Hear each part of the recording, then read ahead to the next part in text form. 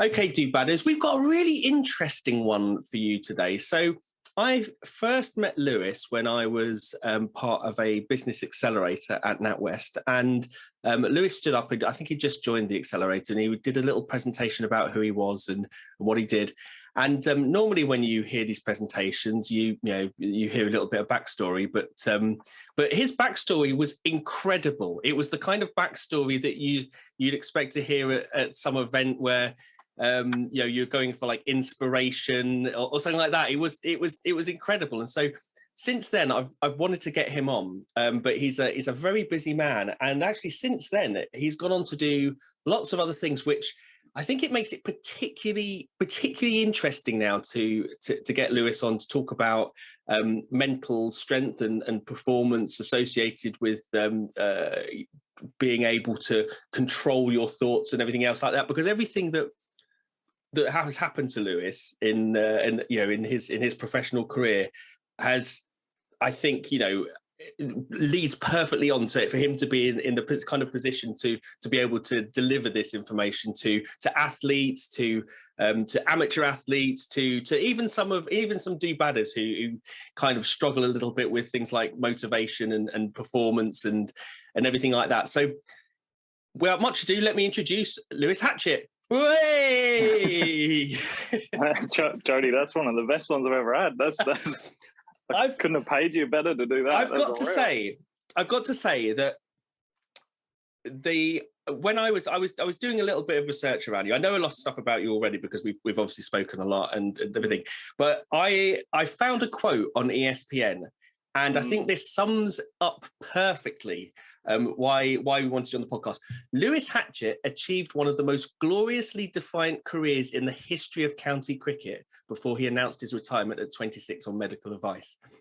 Gloriously defiant is how you are described, and I think if we kind of just start right from the start, and I think that'll build a really good picture for the listeners as to exactly why you would get the moniker of gloriously defiant. Well, yeah, I know it's no pressure. Yeah, it feels like that would have been. What you didn't say was that was written by my mum. No, exactly. But yeah, that was a really nice thing to get. And no, the context behind it is that I played professional cricket for Sussex for 6 years, but my story starts with the end, I guess, of that career, which was it ended through a fracture in my back, multiple fractures in my back, and it's the end, like any professional sportsman, that when they end their career, they're left with this identity crisis and this, like, who am I? What am I going to do? And where am I going to go? But if someone had told me that I would have 6 years, which is a lot less than many, but more than most, if someone had told me that I'd have 6 years, I'd bitten their arm off at a young 15-year-old, because to understand why that was so important, you have to really go back to literally day one, the day I was born, because I was born with a rare condition called Poland syndrome.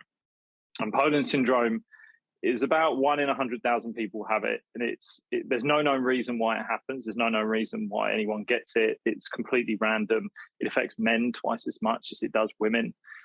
And for me, it manifests itself differently for every person that gets it. And for me, it manifests itself in the way that I'm missing my right pectoral muscle and 2 ribs that are directly behind it. So if anyone is imagining the human torso, the 2 chest muscles, your pec majors, I'm missing my right one, and the 2 ribs that are directly behind where that's meant to be are not there. So the only thing that's really protecting my upper right portion of lung is skin.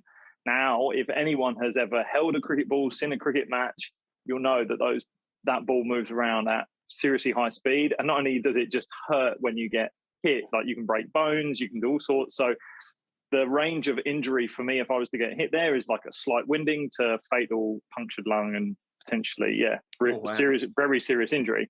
Now, I grew up not really aware of that sort of danger because I have a younger brother. He's only 14 months younger than me, and he's fully able-bodied. He's got no condition. Was there any kind of inclination that this might be an issue? Is it something that's not hereditary? It's just totally random. totally random. There's, like I said, there's no known cause as to it. The only thing that you can find out, that I've managed to find out, is that there's a period in something like, it's the second or third trimester, where there's a stage of development around the chest, and an artery gets slightly blocked. Yeah, that must be just a random anomaly that happens X amount of times. And yeah, so Brad didn't have that. Growing up as two young siblings, we're literally like at each other's throats because we're just two young boys that doing everything. But what happened? What did your parents say? Like, what were your parents told when it happened? Like, because if it's so rare, I mean, was it immediately, like when you came out of the womb, is it obvious then, or does it develop over time? Or it's a really, really good question, and a really good point that you bring up, because a part of that was that the doctor that delivered me literally grabbed me and said, "Oh, he's got Poland syndrome." And he saw it, and then mum and dad were like, "What's going on? What is this?" At the moment, you basically were delivered. Being delivered, yeah.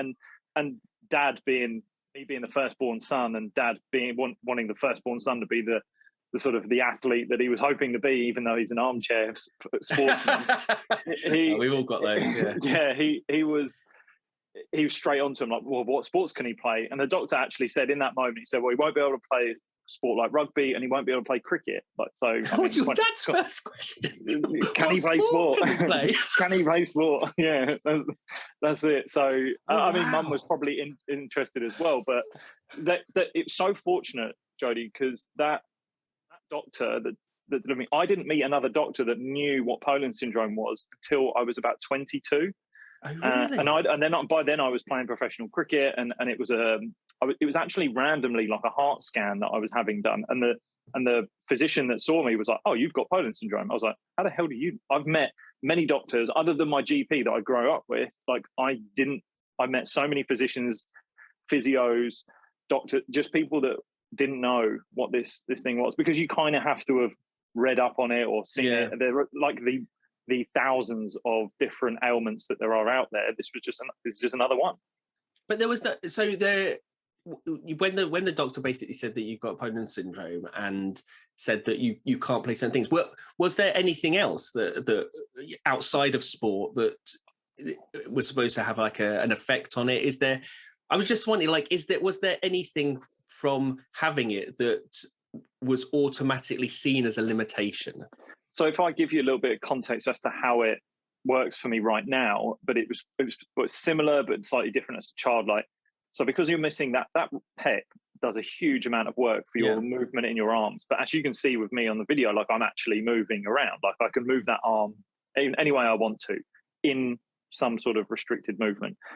But what it's doing is, when that muscle's not there, there's muscles on my right shoulder and my deltoids that are being asked to do jobs that they're not meant to be doing. Like, they're being asked to do a role that they're not meant to be playing. They're meant to play a supporting role, essentially. So I've got a muscle called my coracobrachialis that's twice the size of the one on my left, because it's doing the job of what the pec should be doing. Now, it's not designed to do that. So with that comes so many different issues of mechanical, of like my scapula's moved in a certain way, and there's certain ranges that I couldn't get into. But as a young kid who had very little body awareness to begin with, it was more a fact of you running on your emotions as a kid. So there was nothing really that was stopping me or limiting me, because I just saw and I did. Very, very fortunate to have a younger brother, I think, because it allowed me to have someone to live almost vicariously through, and I could see what he was doing, and I could do it with him, or I could be the bigger brother to actually try and be the one to put down a marker in the ground and be like, right, this is how we're going to be. And that's how we lived our childhood. It was competing against each other, and that was really where my thirst for sport came from, was through that competition. But there were, I think, like, mum only ever really said, like, just don't play rugby. Like, just rugby, there's actual, because of the trauma of you're directly being hit. Do you know what I mean? Like, in cricket, you're indirectly intentionally hit. Like, there's no actual sort of need for you to go out and try and hit someone in cricket. No, most of the time. And most of the time. And so how do you go from that? I mean, I suppose that's an interesting point there. That if no one knew what Poland syndrome was, and they didn't know that that you had it as well. Like, does that mean that everyone's expecting you to be able to do everything, and you have to say, or is that good in the sense that because people aren't putting those limitations on you? Yeah, I think that, like I said, there were no limitations put on me, because again, we didn't live in, there was no real social media. Like there's no real, like I met my first other person with Poland syndrome, I would say 4 years ago, like in the flesh, met them. And that was only through the fact that, and this was totally random as well, I was doing a school talk, and it was a hall of about 300 people, and then some kids stayed after to like talk to me, and then this one older lady came up to me and was like, "I've got it too."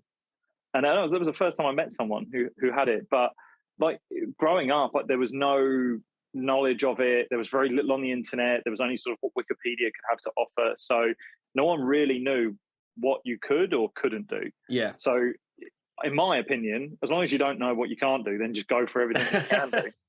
And then, so how do you go from this childhood and then developing this love of athleticism to essentially becoming part of county cricket team?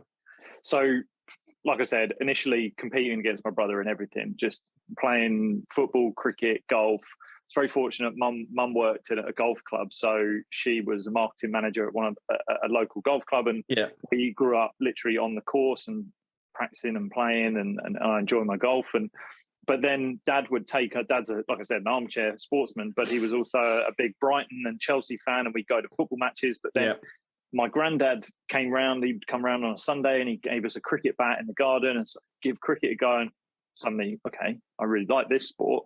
Then Dad would take us to go and watch Sussex play locally at Hove, and that was really it. Like once I started recognising that, one, I could play that sport, I was doing it in the garden. Then I saw these pros doing it, and I was going there and seeing the admiration that they were getting, and the speeds they were doing it, and the passion behind it, and the camaraderie. I was hooked. Yeah. And then I think Mum and Dad remind me of this story of me literally just sitting at a table, and I just banged my fist on. I was about 14, and just smash my fist on the table and go like, "I want to be a professional cricketer." And they're like, "Right, okay, how do you want to do that? Like, where you want to go?" So there was then a plan set in place in my mind of, I need to get on a county team, I need to get onto this team and that team, and that was literally everything was full steam ahead to doing that. But at the same time, I went to a state school. My school didn't have cricket. Cricket was, and kind of still is, traditionally more leaning towards the private school sector. Yeah.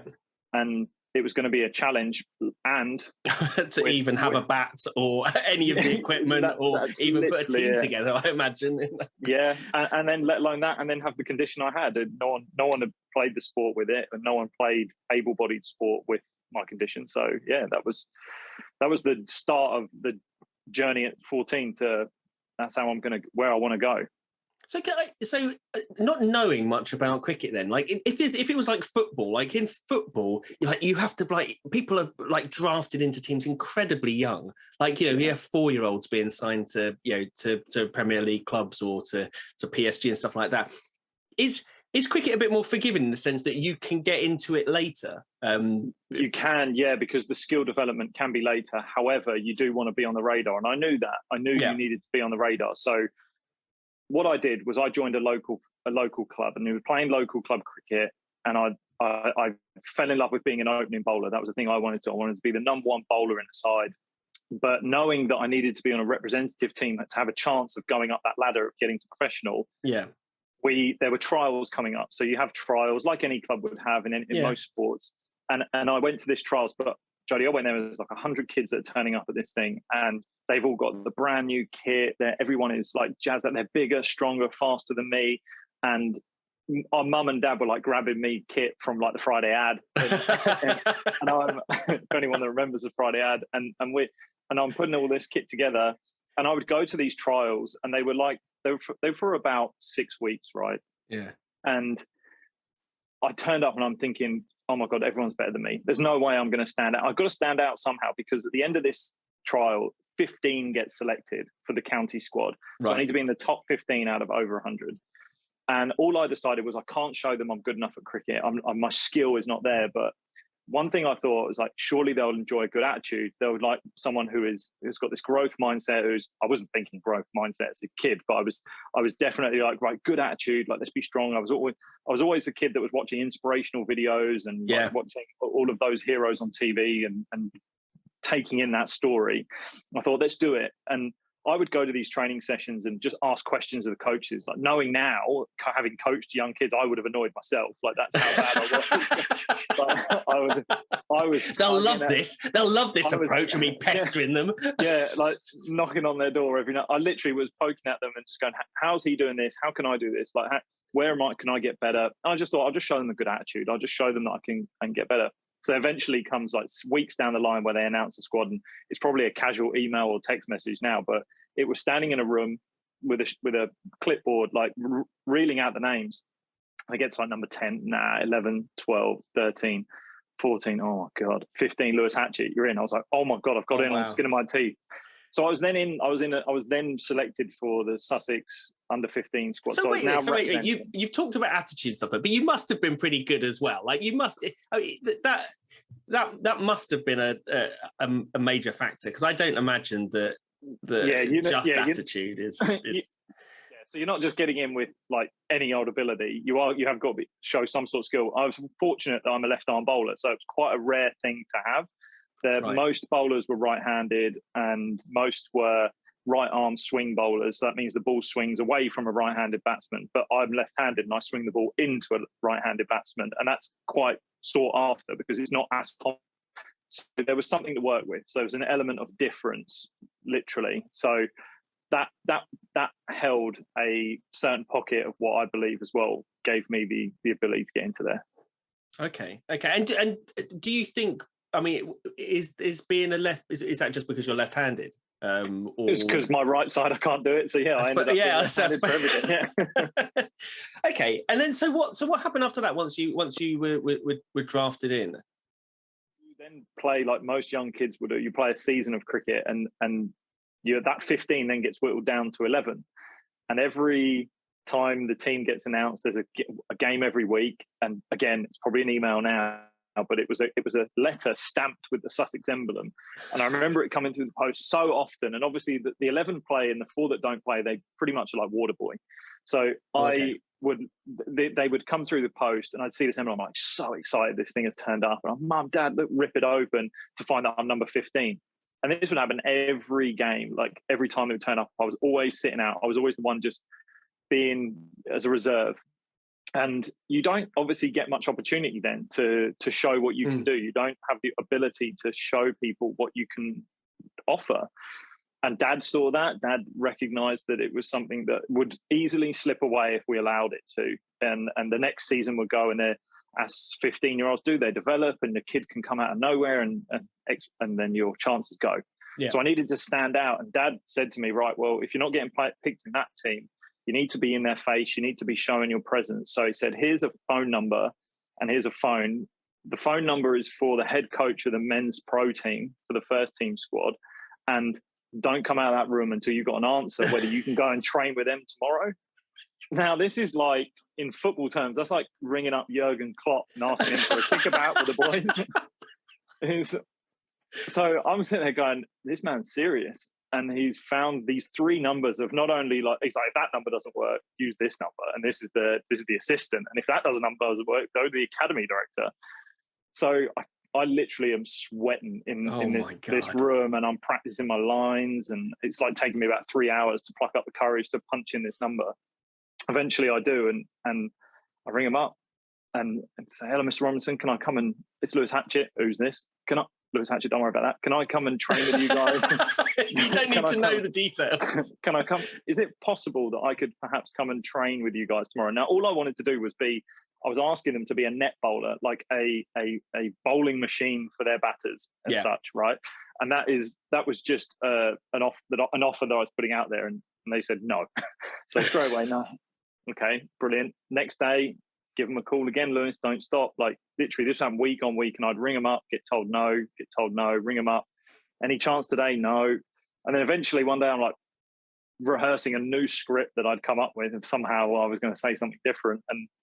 And actually just by chance, he goes, actually, there's 2 guys that are ill. There's a guy injured. We need a spare hand. Can you be in tomorrow? Now, I'd literally the night before been watching these guys at Hove, trying to get autographs off them. And then 24 hours later, I'm in their changing room, like stuck to the wall through sheer fear of like, do not touch anything, don't mess up. But I was then throwing myself into a pro environment thinking, whatever happens, good or bad here, I'm going to learn something and I'm going to be able to take what it is. I don't care if I mess up, if I do well, I'm just going to be able to learn from the best in the world. There's an interesting correlation there that you're desperate to train with them, and all of a sudden, the two people that you saw just 24 hours earlier is suddenly unavailable. Yeah. It's a smart way of going. Wait, I'm just really interested because when I first heard this story about how you pestered him, like, how does that go? Like, after the first few times, how does that go? When you again, is there kind of like a period where he's like going, why are you still calling? And then is there a kind of a resignation that it's not going to stop? I just, because I think it's such a fantastic story for people. Yeah, I mean, I think I also have to know, like, people ask me, like, how did you do that? Like, it's really resilient of you to do that, and it's so gutsy. Please don't think none of that was, every phone call was as terrifying as the last. Like, it never got, in my opinion, it did not get much easier. I only just got more comfortable dialing the telephone number. Maybe that was about it, because I never knew what they were going to say on the other end. Yeah. Like, and you kind of think, there was a part of me that thought, well, maybe I'm chipping away. Maybe I'm inches away from getting him. Or I'm actually burying myself harder. I'm making a bigger hole for myself. Like, I don't know, because my perception of what they see of me is unknown, because they don't really know me. All I'm hoping for, and I guess this may have been given my age or the way I was asking, is that I'm hoping that they're seeing this as a kid that wants an opportunity, that is just really hungry, that is really driven. And at the end of the day, I was not coming in there saying, like, you should have me at your training. It's not an arrogance. It's not an arrogance with it. Yeah. Can I assist you? Is there something I can do to help? Do you know what I mean? I'm a Sussex boy. Like, this is my home and I want to be here. But if there was an opportunity to get in there, like, yeah, that'd be awesome. So yeah, it was never easy, and it never got easier. But I just think I managed to kind of recognize that if I really wanted this, and I could have just hung the phone up after the first no, like, gone, oh, okay, they don't want me. But it's just something I could never really tell you what it was that just allowed me to pick the phone up again and just keep going and just keep knocking on the door. And so then what happened? So you turned up and... Yeah, so you turn up and you train and you're just helping them out. And pretty much as soon as I got my foot in the door, they'd send me, and you hope to have one good day and one day where you would help them out and you do so. And I would be literally throwing my arm out, helping like players like I remember throwing at Murray Goodwin loads. Like, he was one of my favorite guys. And then ended up playing with him. But he was so hard, such a hard cricketer, and he'd literally have me like 10 yards away from him, trying to hit him on the head. He's like, hit me harder, throw the ball harder. Like, and I'm throwing as hard as I can, Mr. Goodwin. Like, this is the best I can do. And then at the end of it, it's like, yeah, he was a good lad. And then you do that for another player, and they just see you and you just show them a good attitude. I was always willing to help. So if anyone needed, can I help you here? Can I do that? And as long as you kind of show an element of service and giving, I felt that you're going to be respected in that way. And then when they're finished doing their training, when they're doing, can I ask a question to the coaches and be like, can I do some running over here and just show them that I want to work hard? Like, I've got the right attitude to do this. I feel like my mentality is right for this. But I would do that, and I was only 16 years old, right? I hadn't done any strength and conditioning, and I remember then I was training with them one day and suddenly bowled this ball and my back like seized up, and I couldn't. It was the first time I'd ever had to stop doing sport because I physically couldn't move. Yeah. And unfortunately, because I wasn't on an academy program or a funded program of such, I was literally there off my own back and off my own pocket money. I didn't get any of the medical help and the medical assistance, so I had to go to the NHS, and the NHS is a wonderful mechanism, but it just takes a little while to get through the system. And it took 6 months to find out that I'd had a stress fracture in my back. I had 6 months not doing anything. The next 6 months, I then spent in a corset at school during some of my A-levels. So it was a really hot summer then, and I was wearing this corset to keep my spine still, so it wouldn't move. And then I spent another 6 months rehabbing. And after that rehab, I came back and I'm rehabbed. And that was really a period where I learned my body had failed me. I never wanted that to happen. Like, I don't mind if a team can give me a reason as to why they're not going to pick me through cricket skill, but I don't want them to give me a reason as to my body not being the thing, especially my condition. I don't want them to use that against me. So I just decided in that 6 months, I'd nagged them away to get into the gym. Can I use your gym facilities? Can I do this, that, and the other? And I saw on the gym that they had this whiteboard with all their fitness test results. I was like, I need to be fitter than all of these guys, stronger than all of these guys in 1 to 2 years' time to be able to say, like, right, I'm strong enough to do this job. Yeah. And I worked hard, and I came back after that 6 months of training, and then the season had ended and there was no cricket. So I'm sitting there going, like, brilliant, I'm fit and ready to go, and it's September. Awesome. And crossroads, like any 18-year-old, like, do I go to university, or an opportunity came for me, do I go to Australia? Now, yeah, I've taken Australia, thank you very much. And I flew out to Australia, and before I went out there, I just sat down with that coach, because 18 months of not being in front of coaches and developing at that age is a lifetime, because there's such a change from 16 to 18. There's things that get in the way of life, and it's your motivations change as well. So through that period, I decided that I still wanted it. I still was hungry for it. So I was pushing parties aside from my friends, and I was holidays and family dues. And I was really committed. As soon as I'd leave school, I'd go and train. So a Saturday night would come out, I'm training and trying to get better. So putting all that hard work in to then get right towards the period where I thought, okay, I can really knock on the door hard. I need to go to Australia, and I need to go and improve and get out and play some cricket. But before I went, I just sat down with those coaches and said, look, you've not seen me for a long time. Give me a list of things that I need to work on, and write them physically, tell me what I need to check off to be in a good place to get there. And then, what are they making of you at this point? Has it, like, is this this isn't normal, is it? This isn't normal for them to see this in someone, or does this happen? Well, my perception was at the time was everyone's doing this, right? But that was my perception, is that if everyone's doing it, I need to do it harder. Like, that's I need to be doing it better or smarter. But or I did actually take a little bit of pride in the fact that I was doing things differently.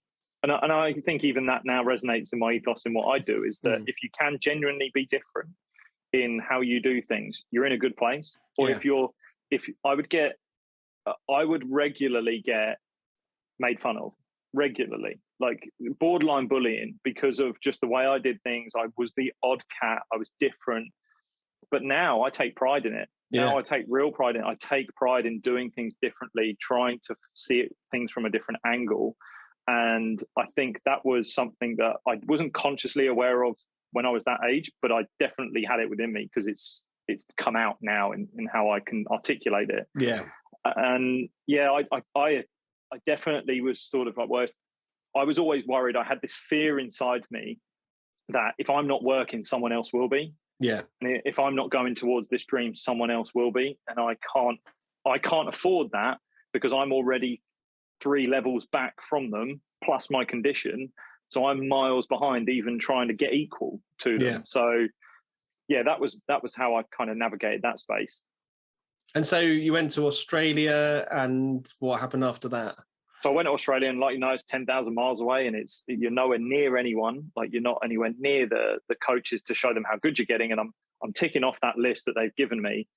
And eventually I come back, and at this period in my life, I was 20 years old. All I wanted to be was opening the bowling for the reserve team, for the second team. Now, they had been working with a group of bowlers and players that they really rated.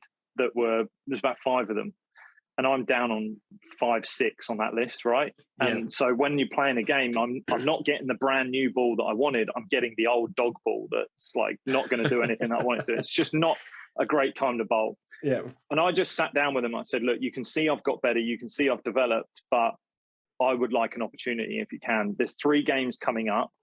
And in those 3 games, can I please open the bowling? if I do well in those games, allow me to carry on doing it. But if I don't do well, I'll ride off into the sunset and you'll never see me again, because I need to go and see if there's another opportunity, another county. But I want to play at Sussex because it is my home. It is my dream to play for my home county, and I really want to do this. And they were like, "This is a great deal. We're going to take that." So I like that. It's a nice bit of salesmanship there. Nice bit of scarcity. Wait, don't test me. I could be the one that kind of got away. Yeah.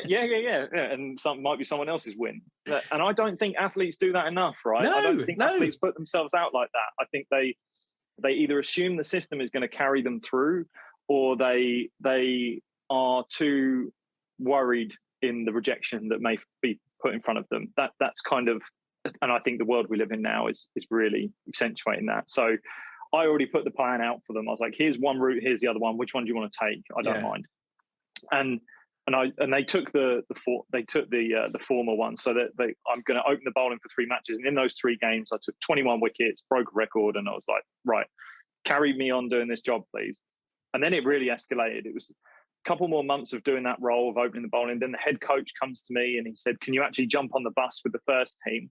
We want you to come and carry the drinks for the first team." Now, I'm like, okay, I'm carrying drinks again, but it's with the right team. This is a good team to be carrying it with. A lot of people would really struggle with that.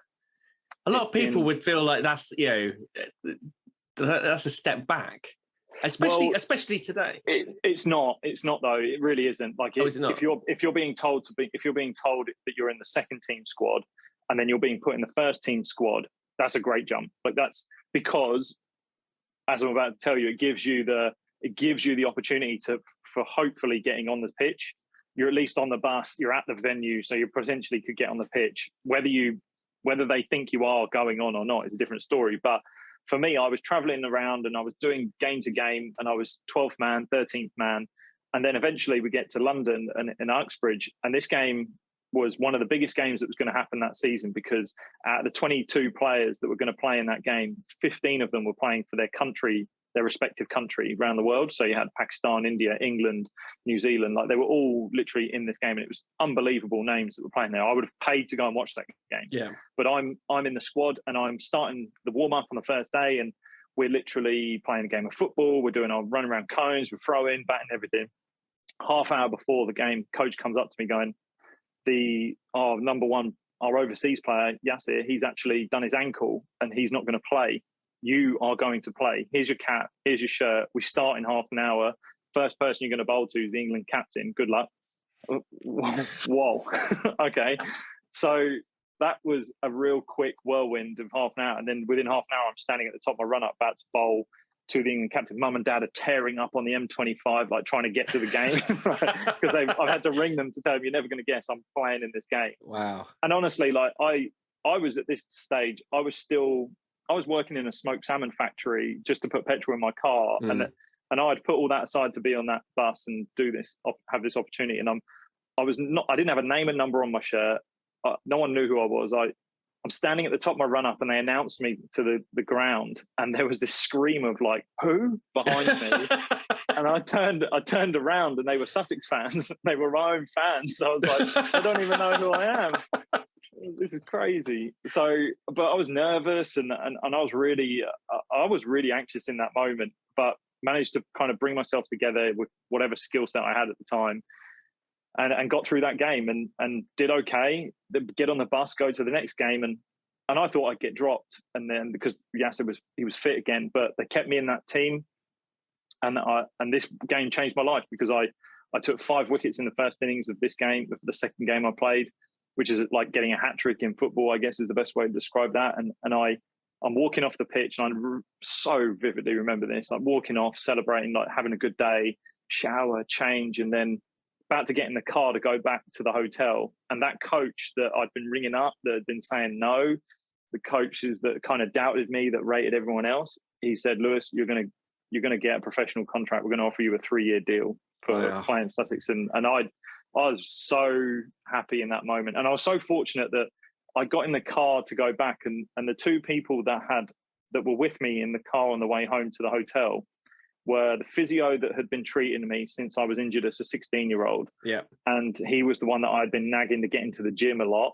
Yeah. And then he was the analyst, who was a guy who had seen me since my first day in junior cricket in Sussex, really. And he was a part of that. And they both said to me, like, Lewis, you just need to stop for a moment and just really be proud of what you do. We couldn't be prouder of what you've achieved. And it still gives me, like, it raises the hairs on my arms still now, because it was two men who just told a young lad, like, you have to recognize the story that what you've achieved, to even get to that person saying that you can do, you're going to get your dream. And it was such a special moment. I even still say to the day, when anyone asks me, like, what's your favorite memory of playing professional cricket? I tell them that moment. Without a doubt, it pales in comparison to the wickets that I took, or the games that I played, the places that I went to. It's just like that moment was a crystallizing moment. It was just a conversation in a car with two guys that had seen that journey. And I mean, the thing is, you not only did you fight to get your shot, when you took your shot, you made the most of it. Like, I mean, did you have? Is the thing that drove you? Because you said one of the things that drove you is the fact that it's someone else doing this. I'm doing that, and there's a lot of people that could follow what you're doing, in the sense that they could, hassle people, stuff like that. But did you also have this, like, this? But I know that you outworked people. Outworking people is like that's the thing. But did you know that you were as good as you were? It was. I mean, is that one of the things that sat behind that? No, because I also still know that even by the time I signed a professional contract, I was not at the level that I needed to be. I was not this outstanding cricketer. I had this cricketing potential that was hopefully going to be actualized over the next 15, 20 years, right? As a 20-year-old. And that's really what I had got in. I'd got in on my pure attitude, and I'd given myself a chance to be in that squad of 25 players that then was, because it's really where the hard work begins. It's said as a cliche so many times, like, this is where the hard work begins, but it really is, because it's getting to that stage, but then it's actually holding it. And because there's as many reasons as there are to try and keep you on as a professional, there's tons more to release you, because to get rid of your contract, because there's someone that could come over from Australia, there's someone that could come over from another county, there's someone that could come over from Pakistan, India, to replace you and do the job that you're doing, because it then moves into a business, and it moves into it being a business that is trying to sustain X amount, and your dreams and goals play a part of that, and how good you are plays a big part of that. But at the same time, you do have to have young people in there that are developing and hoping that they become a certain level of cricketer, that you see something in them that they could potentially do.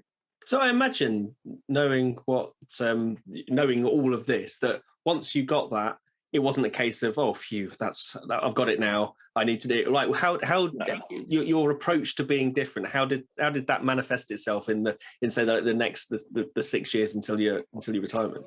First 3 years were really tough, because as soon as I got Sussex, the team was in a transition period. So we'd gone from being the most successful team in a decade to then a majority of those, I'd say about 60 to 70% of those players that made up that team that were successful over that decade retired within the space of about 3 years. And so with that is huge holes left in a squad that I think the coach wasn't really ready to gamble in young players being able to fill those shoes. It's kind of like, right, you have to, as a coach, you have to accept that if you're losing players like that, you're going to dip a little bit. But I'm not sure whether that coach was ready for that dip, or whether the staff were ready for that to dip, because you have to take a gamble with young players. So what happened was, there were some people that were brought in from other countries. There were people that were brought in, and unfortunately, there was a guy that was brought in who was a left-arm bowler like me, and he was pretty good. He was older than me. So that meant that I had to sort of develop in the background. Now, the argument also is that you go and develop and you should be better to beat him. 100%. Definitely. You should go and develop and hopefully be given that opportunity. But you do have to get an opportunity. You do have to get some game time. You do have to have the comfortability around being out there and performing. And it was a tough period, because we'd got such high standards as a club, but probably not the ability in the room to exactly meet those standards just at that time. And I was a part of that, because I was still developing. So with that, you are literally wiping that whiteboard clean again and trying to figure out, right, how how do I hold on to the strengths that I currently have at the same time trying to develop them and try to minimize the weaknesses that I have that potentially will keep me out of that team. Yeah. So that's a tough space for a 20 to 24-year-old to figure that out on your own with an ego that's not willing to potentially ask for help. I was also very stubborn. I will say that I was very, very stubborn, because what my story, to its detriment, had given me was, I felt, because I'd done a lot myself, I felt that I knew a lot about myself in order to achieve something. So if someone had offered a way of doing something differently, I pushed it away, because that for me was not how I'd done things before. So it's not going to work for me. Yeah. And I think that was a detriment at the start. And then eventually I opened up to the idea of listening to some more people.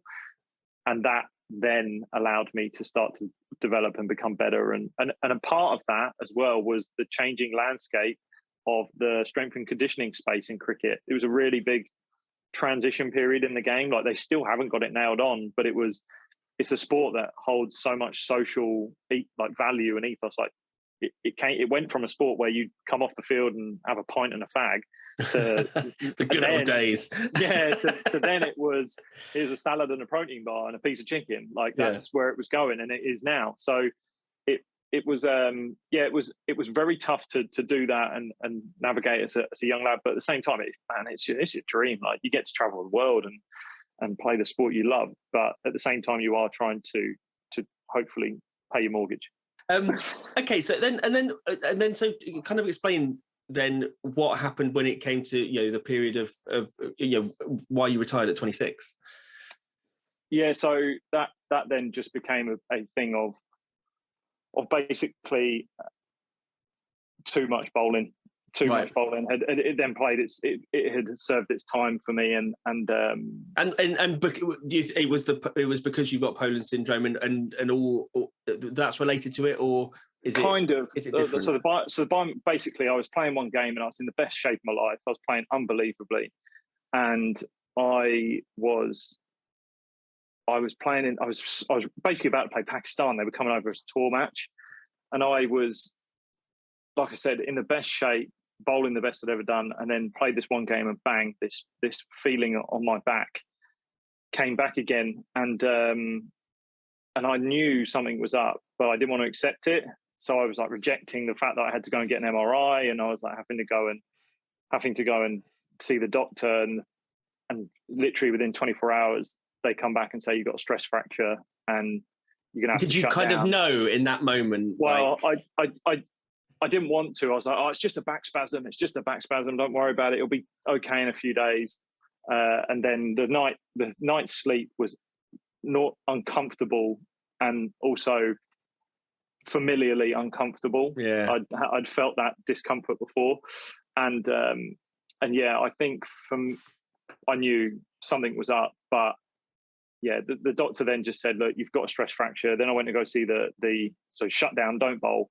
Go and see the surgeon. Went to see the surgeon, and he said, look, you've got this one vertebrae that is getting hammered, and it's a rite of passage basically in bowling that you get a stress fracture. But I was getting this fracture on one bone particularly that was breaking and rehealing and breaking and healing over and over again, and that created like a bone spur, and that bone spur, which is meant to be stronger, then cracked itself, and that then was heading, like they were like, it's heading towards it's moving towards the spinal cord, and far out, we don't know what that's going to do. So it was just within 3 months on medical advice was that it's not a case of if, it's a case of when. Yeah. And I didn't want to have a screw through my spine. I didn't want to have it fused. I didn't want to do something, because I'd started taking up, like I said, yoga, and we can get into that, but like I'd taken up yoga and I felt my body was starting to heal in certain ways, and then obviously it got hurt, and I wanted to have the capability to do things when I'm older, like run. Like, geez, I want to be able to run marathons. I want to do triathlons, and I don't want to be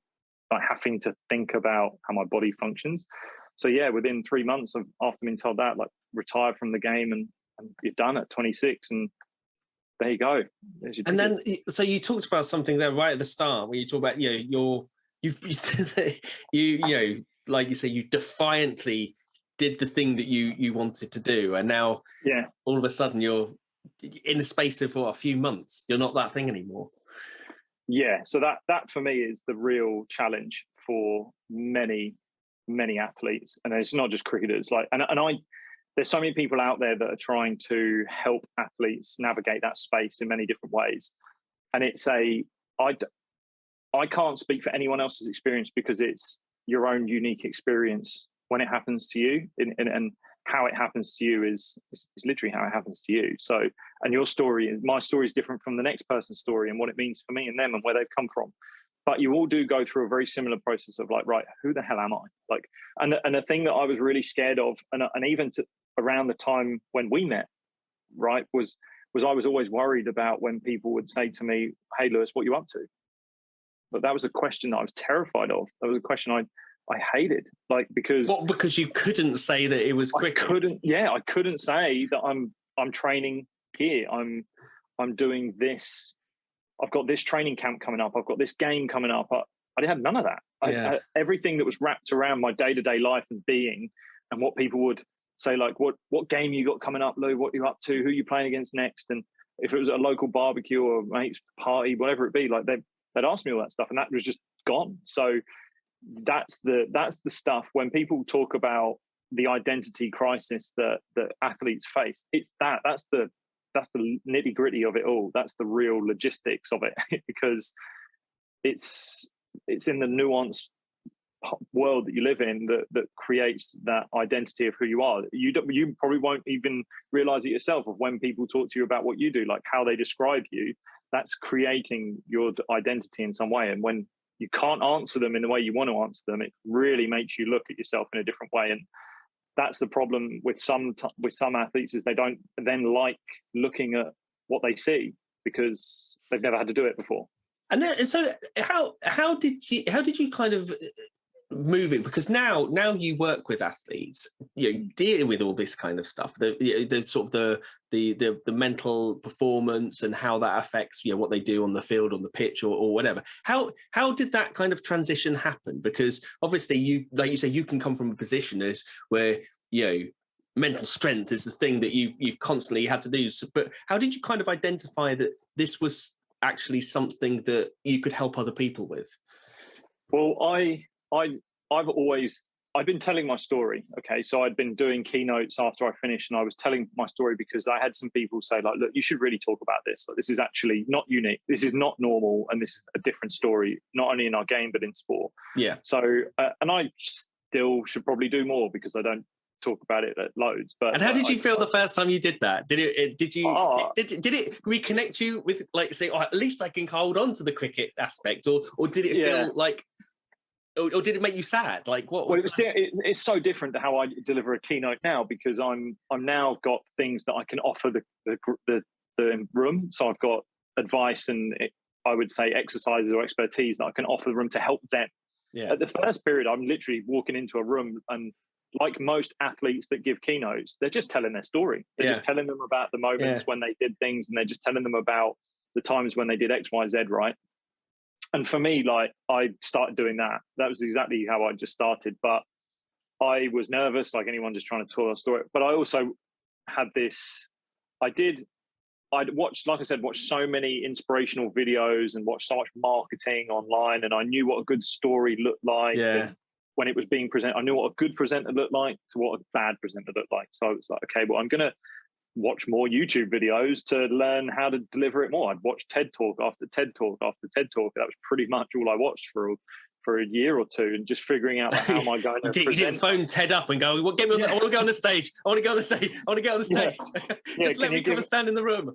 Can you give me a go?" Like, it's slightly different, but I just thought similar mindset to how I was in cricket. Like, can I see what the best do, and then can I work from that? Amazing. That's how I started that. And then what? As a result of doing that, people started asking you, "Well, how can I apply that? Can you work with me? How did that kind of come about?" So I didn't tell the part of where I actually ended up going and practicing. Like, so I started yoga as an athlete, and this was that was a moment where I started thinking, okay, that this is a practice that has helped my body, but then when I retired, it was really helping my mind, and it was the mindfulness element of it. Had, the way I would describe it, it cushioned the blow to the downward spiral that can happen after retirement. So you do see many stories of athletes retiring, and it could be they go to very highly addictive substances or physically, or you can see the impact it has on them. Physically, in terms of everything else, but you never you don't see what the impact it has on them, from a mental perspective. You never hear about that. Exactly. It's true. And for me, like, I was really thankful that I had this practice of yoga that was allowing me to, in some way, shape or form, keep it together. And that when did you like, what made you take up yoga? Was it, were other people doing it? Was it something that the kind of the physios were suggesting that you do, or was it something just off your own back? It was off a suggestion of a teammate of mine, because I was getting loads of soft tissue injuries. I was getting like torn hamstrings or torn quads or side strains, and they had real niggly. And I'm sure many of the listeners have had injuries like that through all the different running attributes, trails. They've had all the injuries. I'm sure you've had them as well, right?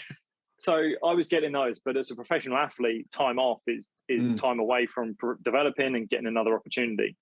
And for me, I was getting injured every 3 months. So I was like, I'm best in the gym. Like, I'm best at like my physical attributes, but what is missing? And really, I was missing a bit of flexibility and recovery and really de-stressing.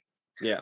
So I just typed in yoga for athletes online, and there was very little. Like, it was this, well, or if there was something, it was uber spiritual. And I was like, hell no, this is not for me. Like, this is, I am not ready to join the ashram today. Like, this is not for me.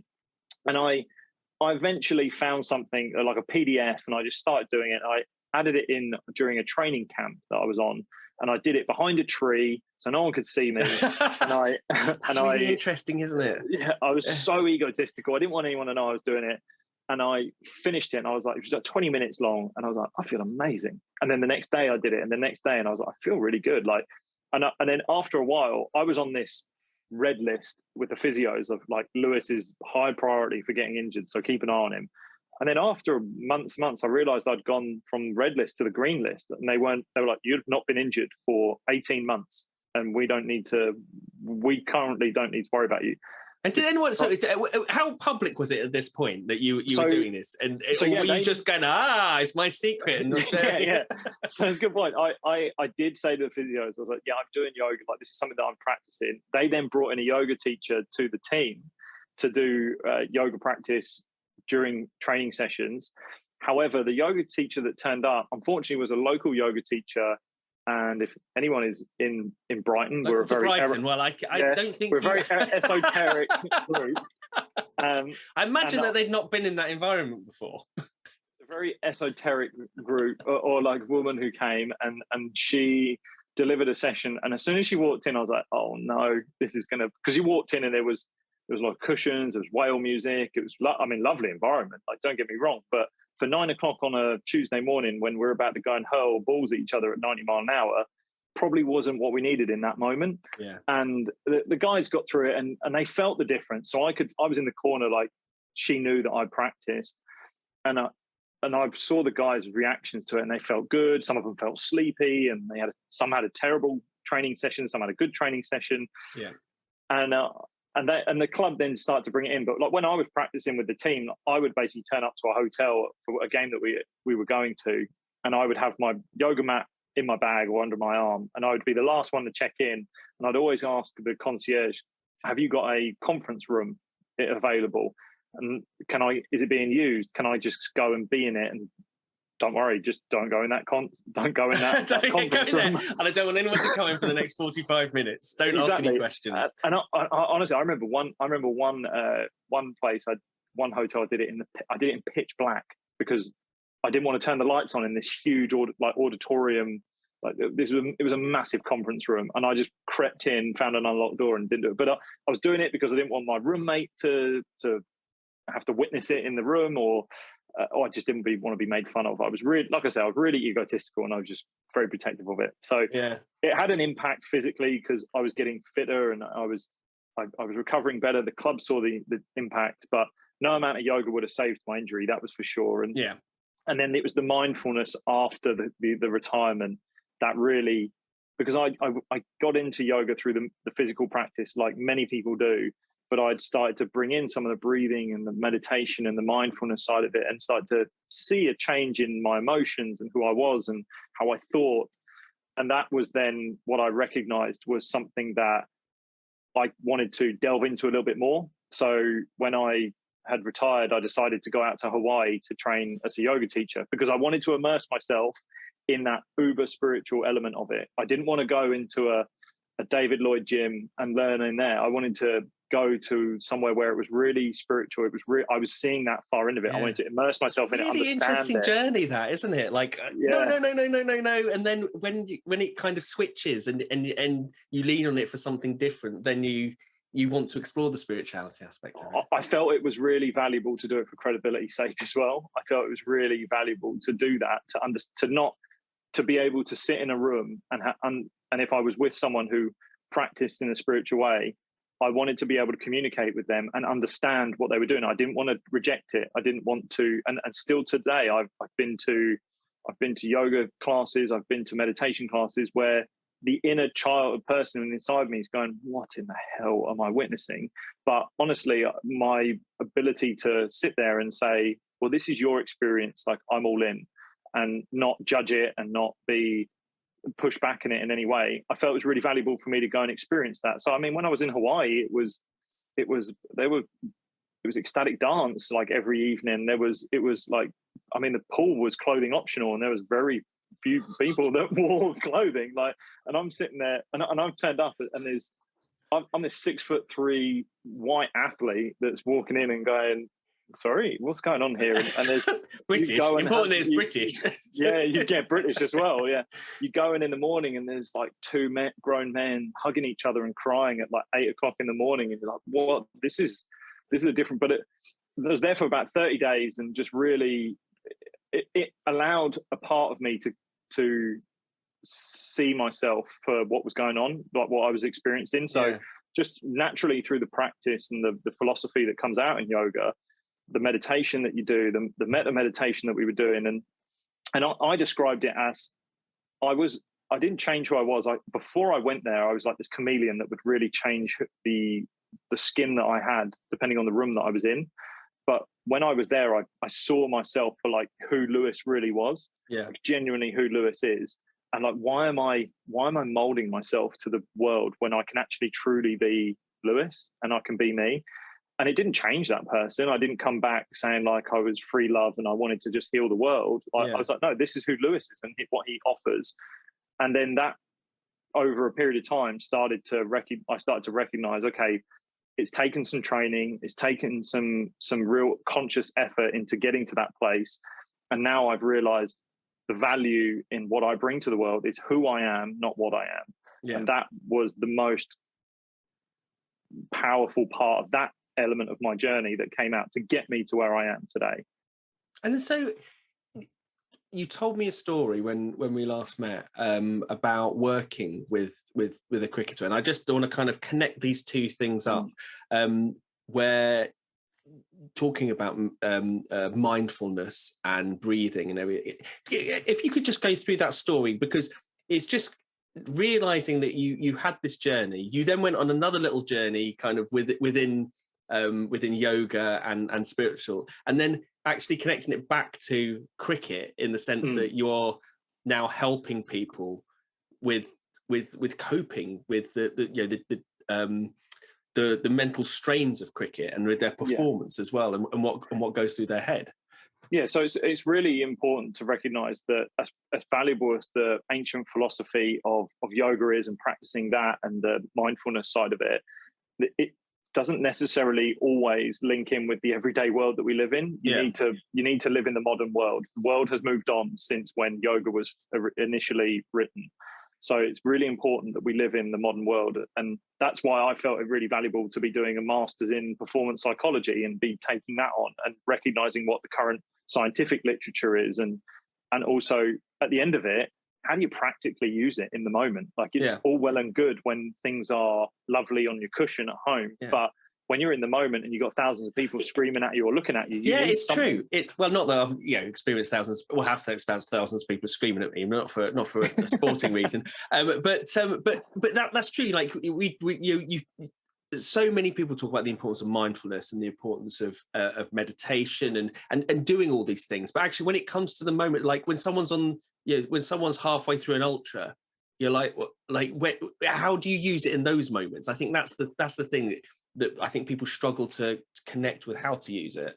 Yeah, and that's why if we talk about the story with the cricketer that I've been working with, so this guy is a international cricketer, and he got brought into into his side to play Test match cricket, and it was his debut, and he's obviously very skilled, so he's very, very good at what he does, and to get into that level, you have to have that ability. But as you will hear many times, people that make it to the top and then really excel are the ones that ultimately have their mental capabilities under control. They have full control of what they're doing. Now, there's so much we could go into with that, but ultimately, if we're looking at what causes the majority of performance catastrophes, if you want to look at it, or lower performance levels, is higher anxiety rates, or we can say stress. Yeah, that's another word. And for this cricketer, he went into the game, and I started working with him after this had happened. So he went into the game. He has all the ability in the world, but it's obviously TV cameras. Everything's happening. He's playing against one of the best teams in the world, and he does something out of character, and he has 3 really bad games in a row. And when I started working with him, I just asked him, like, you've got your process of how you face up to a bowler and how you do what you do, but where's your focus? Like, where is your attention at any one time?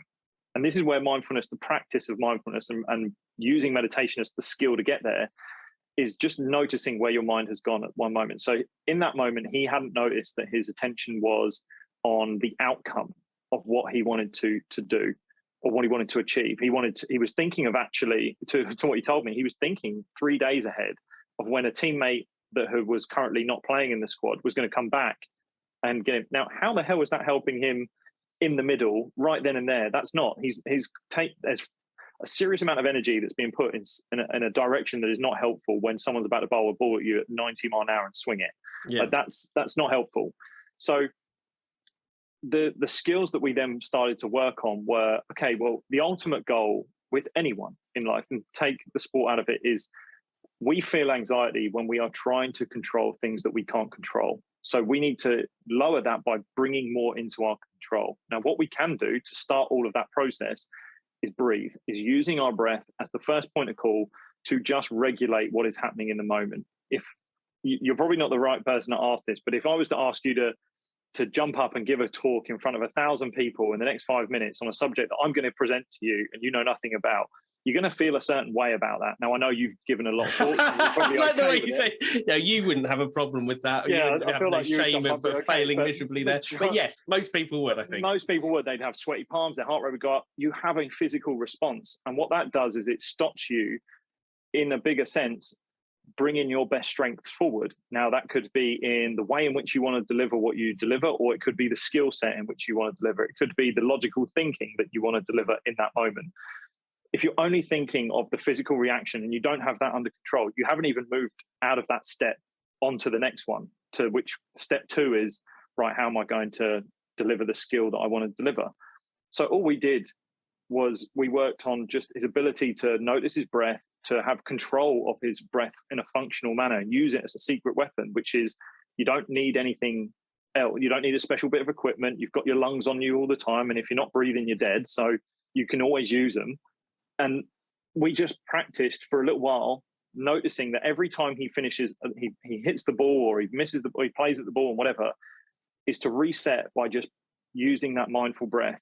Notice where your attention is. Allow yourself to go to the next part, which is the process, it could be the technical cues, the self-talk that he's using for himself. It's very individual for the athlete that you work with. But you're just breaking that cycle of the emotional runaway that could happen, and also the distractions that you get. I would say the flavor of distraction that you are attuned to. It could be the people in the crowd. It could be the thoughts in your mind. you just start to become aware of which one of those that you're giving more energy than not, or running away with, like a dog with a ball. So, and you're not coming back to the present moment. And so what you're saying is that because of those distractions, because you're paying attention to those distractions, it's causing a physical reaction that is standing in the way of you being able to unlock the skill that you have. And until you remove that, then there's two elements to it, really. There's gaining the physical condition under yourself under control. So taking that deep breath to have what I would say are performance benefits, which are the biological response. So lowering the sympathetic tone in your body and moving to a more parasympathetic nervous tone, because we can either go highly emotional and highly stressed, and or we can sometimes be under stressed. We need to know where we're at in that. Yeah. But more often than not, people are going to be up at the sympathetic range where we're really, really stressed out. We're fight or flight mode. So bringing that down initially is great, but then the next bit of where is my mind at, having that skill set of where is my mind gone, is just bringing more energy into what is relevant for you to achieve the task that you're going forward to trying to achieve, which for him at that moment was hit the ball or watch the ball. And if he's focused on what's happening in 3 hours time, 3 days time, or over there or over here, it's not sending enough energy to what he can. And it gives you an element of lowering your expectations of what you can achieve. So you very often in a sport, you'll find that you'll do something in the moment and then you'll come back and you'll be like, oh, I should have done this. Yeah. I should have done that. And that, or the shoulda, coulda, wouldas are your expectations of what you'd hope to achieve. But you can't really control anything else other than where your mind is at and what you're focused on, how you think of yourself and what your effort is in that moment. If you can be honest with yourself and go, I was actually thinking about what's going to happen in the future, then you've already answered your question there. Like, well, you know that, okay, well, I wasn't present at what I was doing. I was thinking about. An example we used with him as well was he played a game down the line and he said, I was batting and I felt I'm on for 100 today. I'm going to get 100. And then he didn't get 100. And he only felt bad about himself because he hadn't achieved what he expected himself to achieve. So he's not lived in every moment bit by bit.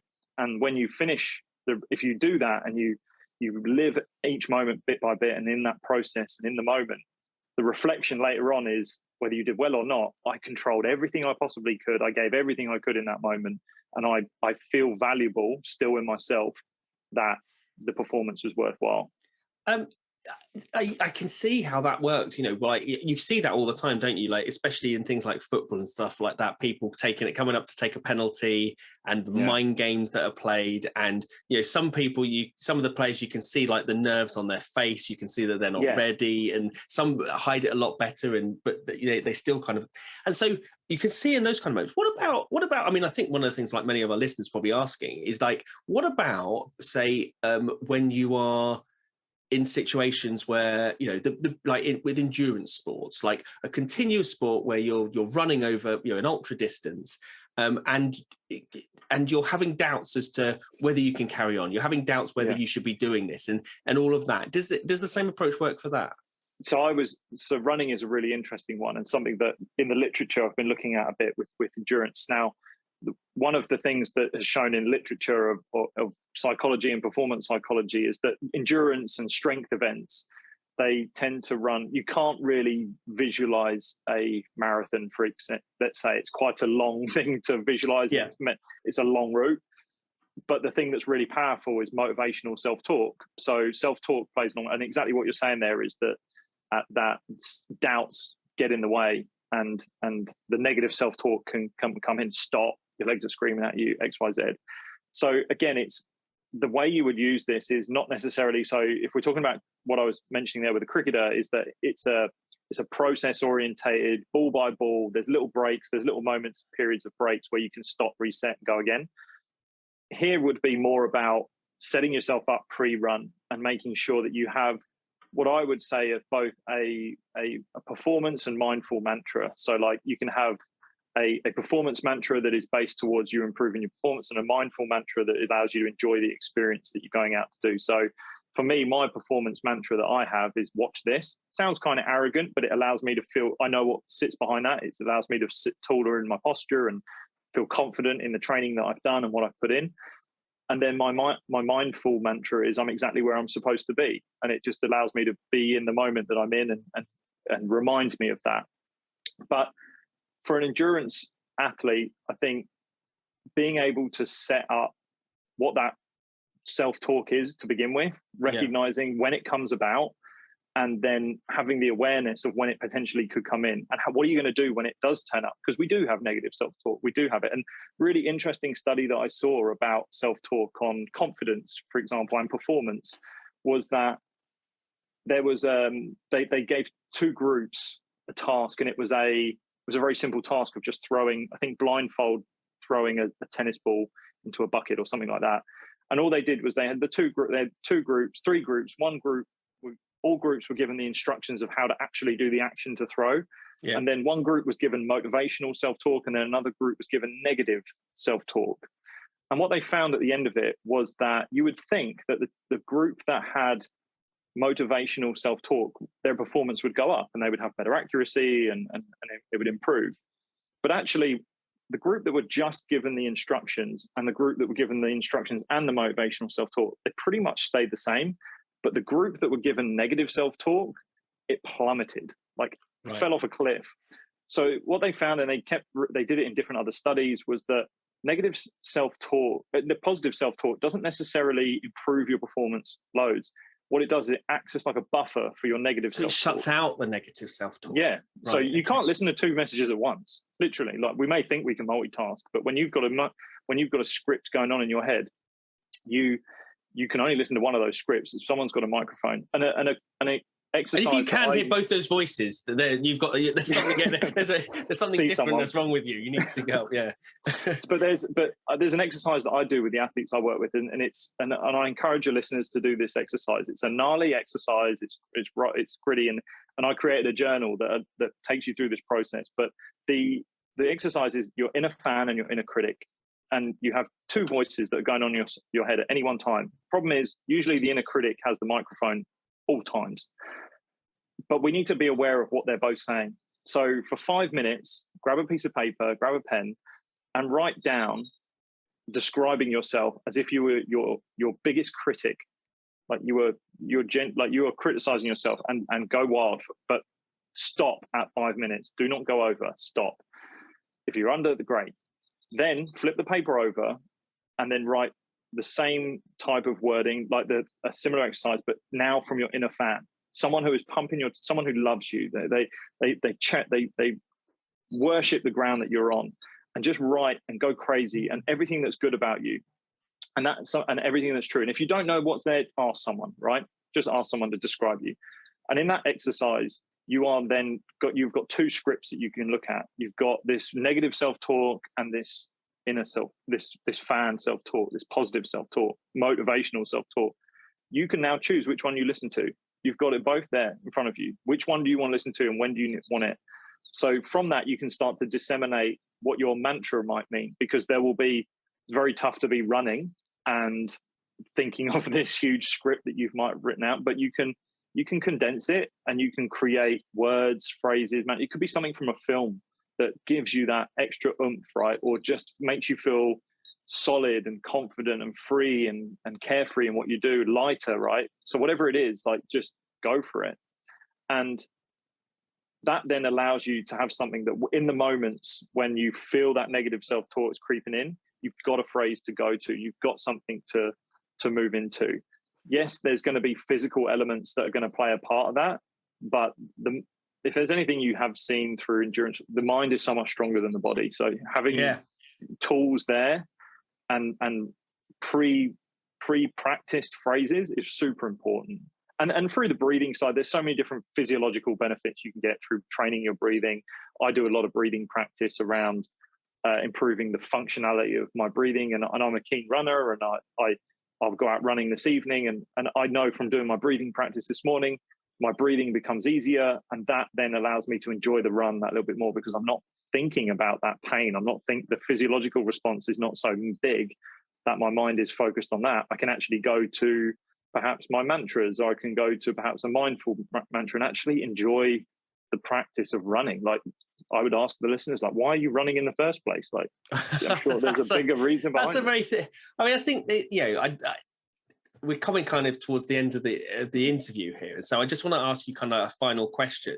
And I think that kind of ties into what you were talking about, identity, that I think a lot of runners, a lot of people who, I think a lot of listeners, and something that I've struggled with about calling yourself a runner and attaching that to it. How, what would be your suggestion around how do you take all the pressure out of that?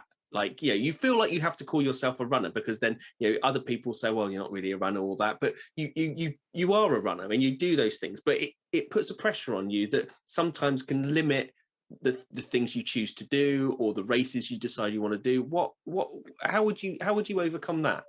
Well, it's understanding what roles and responsibilities we have in different elements of our life. So again, there's another exercise that I would use, and it's I call it just who am I, right? Yeah. But who am I is such a big question. But who Lewis is built up of many different parts to my life. Like, I still play cricket, I play golf, I try to improve my business. I'm an entrepreneur, I'm a brother, I'm a son, right?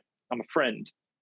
So the exercise you can do is think of, like, write 2 columns, characteristics and roles and responsibilities. In the characteristics, you're looking for all of the things that describe you. Now, there's some things that you can do leading up to this, but it's ultimately all the elements of yourself that are the strengths and the best parts of you that you have felt in good moments, some of the energies that you've drawn upon, that you've used to overcome all of the different. So it could be kindness, it could be curiosity, it could be creative, it could be hardworking, it could be passionate, whatever, all these sort of words that best describe you, right? Yeah. Then over on the other column, you put all your roles and responsibilities. Like I said, you're a runner, I'm a cricketer, a golfer, a brother, a son, friend, a partner, right? You put all those, and you can then start to join the dots between them. So you might find that I'm a determined golfer, even though I'm getting better.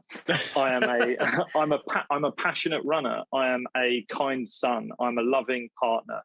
You're going to then start to recognize that your running is only one part of you, and it's only just something that you do as a part of who you are. It's not everything that you do. It's not everything that you are. There is the human being behind the athlete. Yeah. And that is the part that's really important. And it's so many elements of that are built up. I think that's when people struggle with injury. Like, they're known as a runner, they do run it, and then they get an injury, or they can't do something for some reason. They step out of running for 3 months, 6 months, and they kind of they feel bad about it. And I think that kind of exercise really helps you just reconnect with it's part of lots of, you're a multifaceted person, and it's one part of that. Even in that instance right there, it's really good. Like, really good point. I've been injured so many times, right? And I used to, it's that real initial emotional stage that's painful. Like, I can't run, I can't do what I want to do. But the thing that I started to recognize was one of my traits is I'm driven. I'm a driven person. So why can't I bring that element into my recovery or my rehab? And I can define myself by how well I come back from this injury. Like, really, that's a question you would be asking the listeners, is like, who are you if you were to strip running away? Like, but if you can understand those attributes that make up who you are, you add running in, you're brilliant. It's great, but it's not everything that you are. So that if the running is no doubt going to have some sort of speed bump along the way, you can utilize all of those characteristics that make up the person, the human being that you are, to bring out the best of that situation that you're in. I'm a terrible runner and I'm a terrible recoverer. Like, hopefully positive things. Yeah, exactly, just positive. Lewis, it's been absolutely amazing. Like, hearing just even go through your story again, and then sort of connecting the dots with the yoga, and with the kind of the mindful work and everything else as well is incredibly useful. And I think there's going to be lots of people who are going to be really interested in following you. If listeners do want to follow you, find out more about you, what the best places, what are your handles?